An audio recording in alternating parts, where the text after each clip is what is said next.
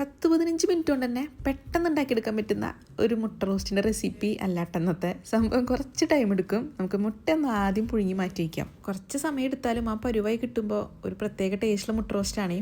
വെളുത്തുള്ളി, ഇഞ്ചി, പിന്നെ നമ്മുടെ ഹോൾ മസാലകളെല്ലാം കൂടി ചതച്ചൊന്ന് എടുക്കണം.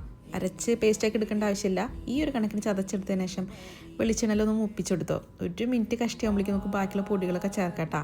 ഈ സമയത്ത് വേണമെന്നുണ്ടെങ്കിൽ തീ ഓഫ് ചെയ്തോ. പൊടികളൊക്കെ കരിഞ്ഞു പോകണ്ട. പൊടികളൊക്കെ നല്ലപോലെ ഒന്ന് മൂത്ത് വരട്ടെ. കരിഞ്ഞു പോയി കഴിഞ്ഞാൽ ഒരു ടേസ്റ്റ് ഉണ്ടാവില്ല കേട്ടോ. ഇതിലേക്ക് കുറച്ചധികം സവോള ചേർക്കുന്നുണ്ട്.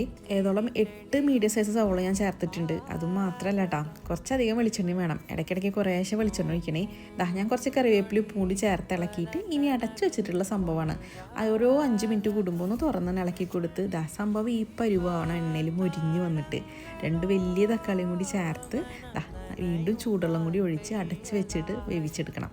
അടച്ചു വെച്ച് കഴിഞ്ഞാൽ 5-6 മിനിറ്റ് കൊണ്ട് തന്നെ തക്കാളി വെന്തിട്ടുണ്ടാവും. പിന്നെ തുറന്ന് വെച്ച് നല്ലപോലെ വരട്ടിയെടുക്കണം. അതിൻ്റെ ഇടയിലേ നമ്മൾ പുഴുങ്ങി വെച്ചിട്ടുള്ള മുട്ടേനെ ഒന്ന് ഭംഗിയാക്കി എടുക്കാം. കുറച്ച് വെളിച്ചെണ്ണയിൽ ഉപ്പും കുരുമുളകും മഞ്ഞൾപ്പൊടിയും കൂടി ചേർത്തിട്ട് ഇതുപോലെ ഒന്ന് സംഭവം ഒന്ന് മിക്സ് ആക്കി എടുത്തതിന് ശേഷം മാത്രം കേട്ടോ ഞാൻ ആ സവോളയിലേക്ക് മുട്ട ചേർക്കണത്. മുട്ട ചേർത്ത് വീണ്ടും ഒരു 5 മിനിറ്റ് കൂടി ഹൈ ഫ്ലെയിമിൽ വെച്ചിട്ട് ഒന്ന് ഇളക്കി വരട്ടി എടുത്ത് കഴിഞ്ഞാൽ ഈ പരിവായി കഴിഞ്ഞാൽ സംഭവം സെറ്റ്.